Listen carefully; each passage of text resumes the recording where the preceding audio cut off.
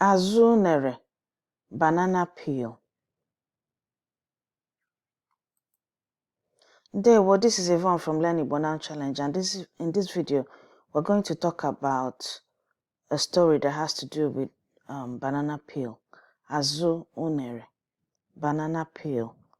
But before we start, we're going to look at 6 key words that we will learn in this story, and these words are okporo ụzọ, road, Unere, banana peel, Unere, banana peel, ebe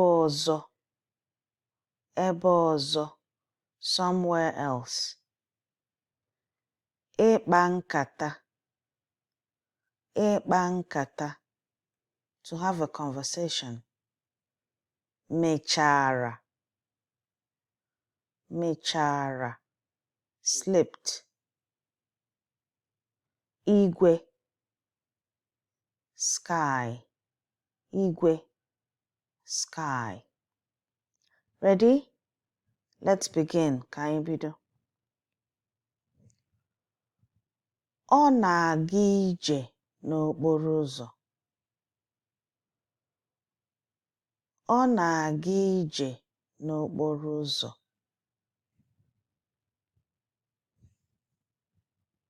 Ya na onye ọrụ ibe ya na-akpa nkata n'ekwentị.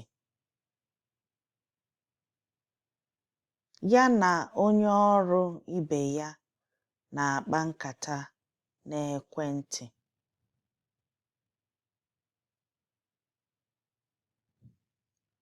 Ọ hụghị Unere dị n'ala.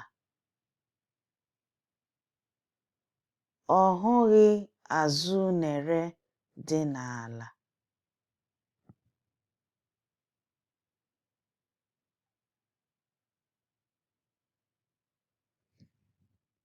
Ọ na-akpa nkata n'ekwentị.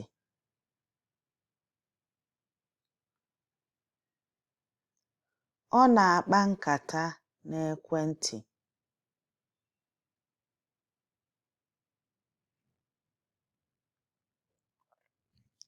Uche ya dị ebe ọzọ.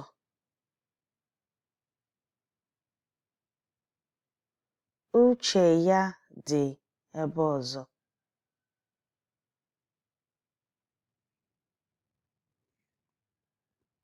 Ọ zọrọ ụkwụ n'azụ unere.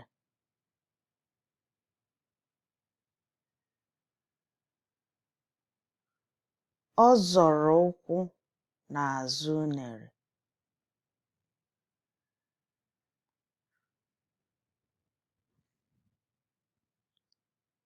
Azụ unere mechara ya.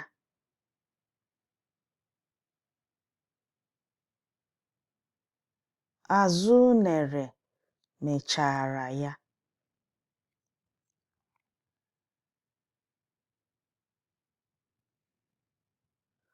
Ọ dara ada na-ele igwe anya.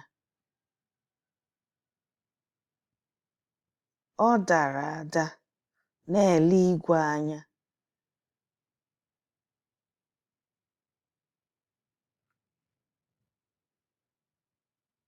That's the end of the story. So the 6 key words we've encountered in this story are okporo ụzọ, road, azụ unere, banana peel, ebe ọzọ, somewhere else, ịkpa nkata, to have a conversation, mechara, slipped, igwe, sky. That's it for today. Ka o mesịa. See you soon.